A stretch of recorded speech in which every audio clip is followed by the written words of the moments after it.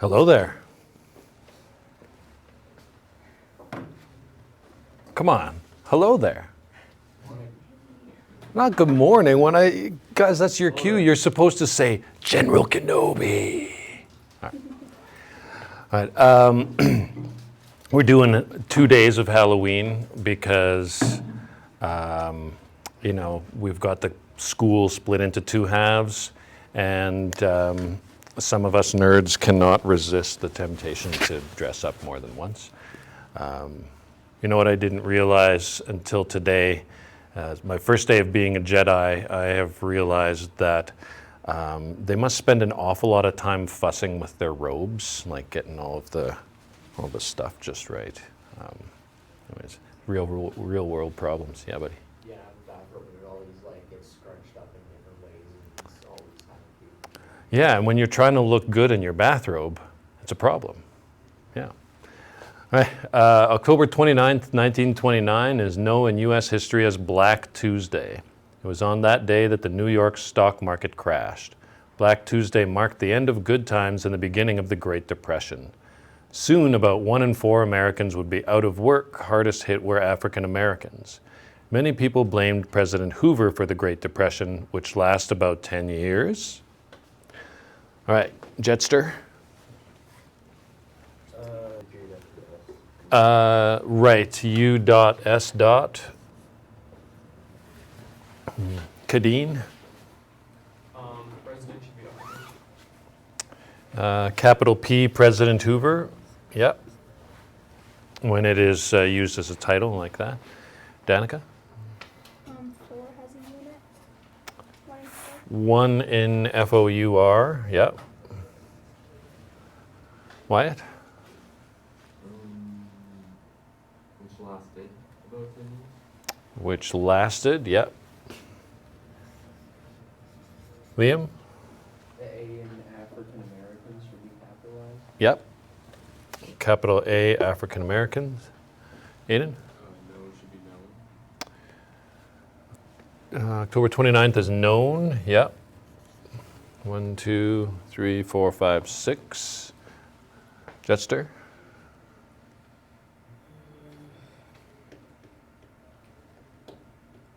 Which one's T? Give me a second here. I'm just trying to figure it out. Yeah. We've got time. Oh, there should be a period at the end. Because of years instead of a question mark. Yeah, this should be lasted about 10 years is not a question. It should be a period. 1, 2, 3, 4, 5, 6, 7. Caden?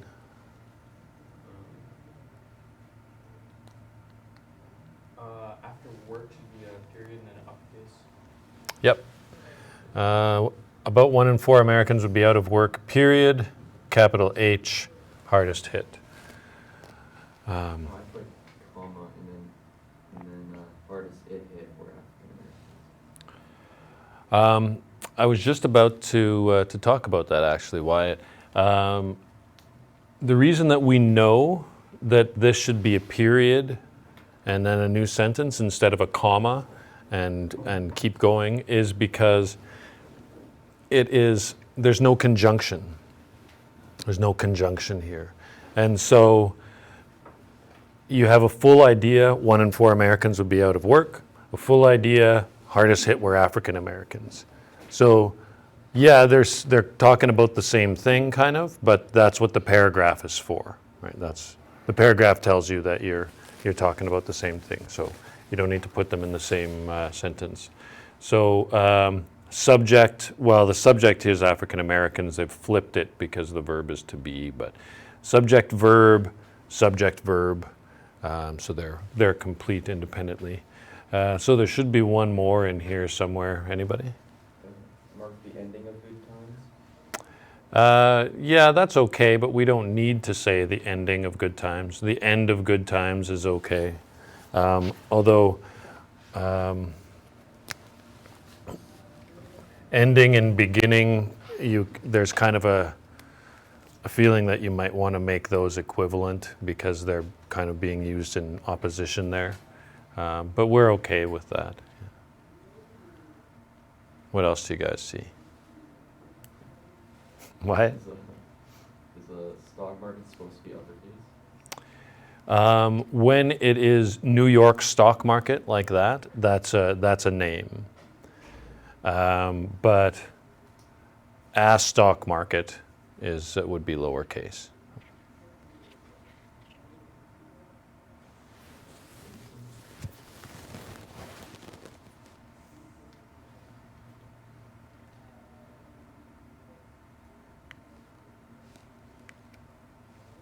Can you give us a hint? It's a comma After 1929. after 1929. I had that one, I just forgot it. So Now, the reason that there's a comma after 1929 is not because this is a phrase of time, but it's a pair with the comma before 1929. So when you think about dates, basically what you're thinking is the year is extra information about the date. So if you said October 29th is known as Black Tuesday without a year, there'd be no commas there at all. If that helps, anyways, to think about it. Anything else in there that David? Just on my desk, thanks, buddy. Anything else in there that bothers you? All right, done. So we have. I haven't marked your essays yet, obviously, because they were just due last night, I think. So we have one more assignment to do in class. That's the end of this kind of unit. And then we move on to sort of a related unit. We're going to talk about logical fallacies next, which is poor ways to argue.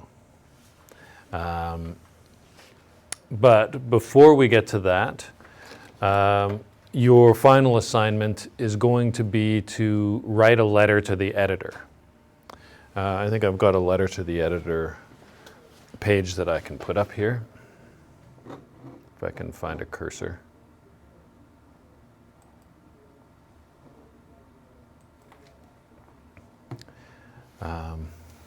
It's like using the Force.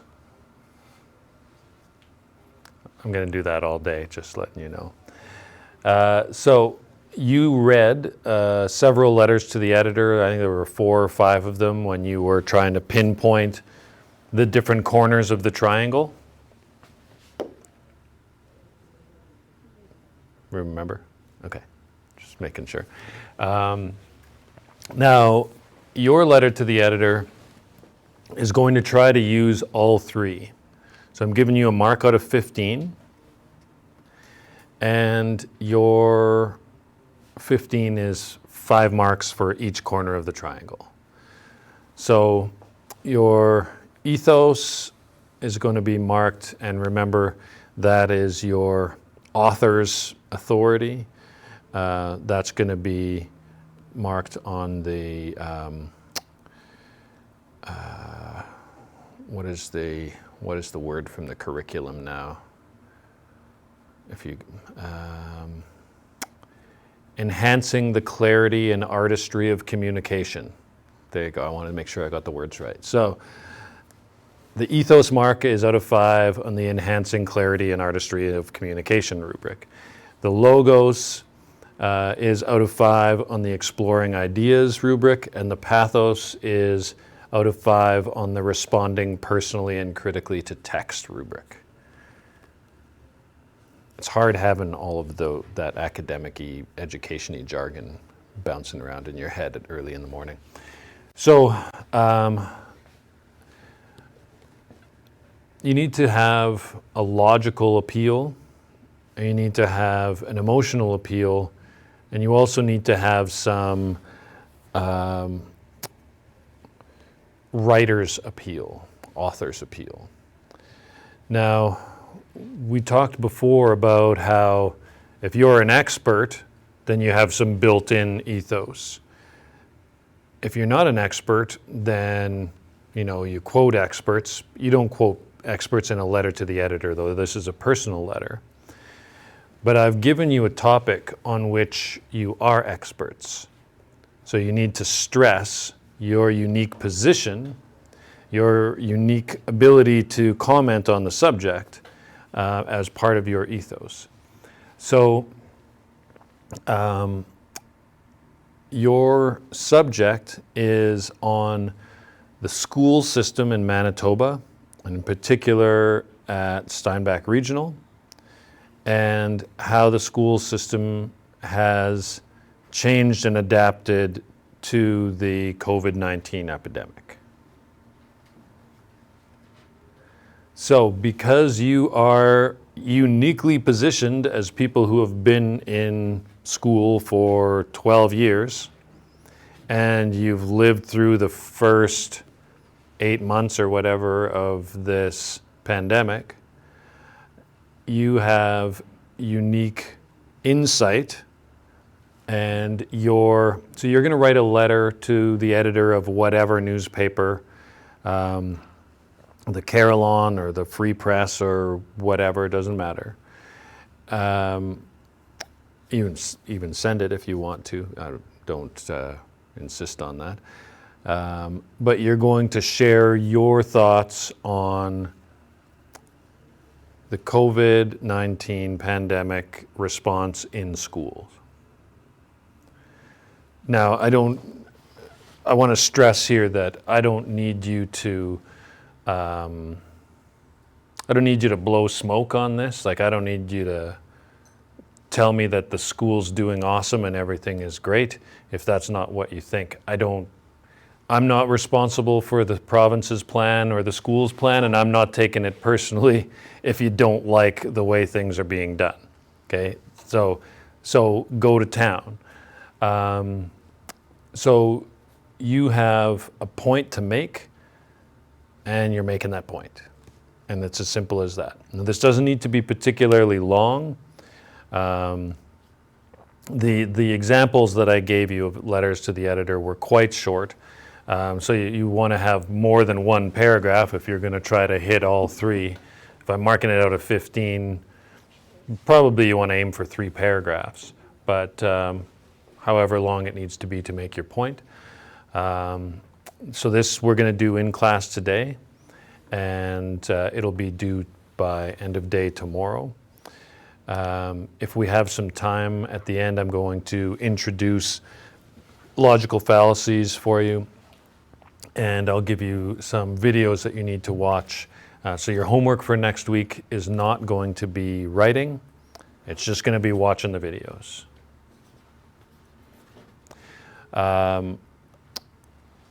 The reason for that is that we are ending the unit, and we're also coming up to report cards. So report cards means today's assignment is going to be the last thing that counts on report cards.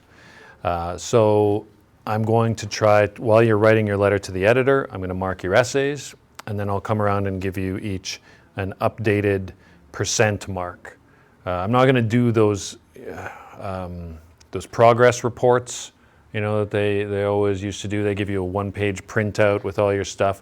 I think those are kind of pointless now with everything on the Google Classroom. Progress report is pointless, but you don't know what your percentage grade is necessarily, so I'll come around and give you a piece of paper with your percent on it once I've taken your essays into consideration. I haven't looked yet. I'm assuming that you all finished your essays. If you didn't, then you obviously want to do that right now. Any questions? All right, get her done. Get her done.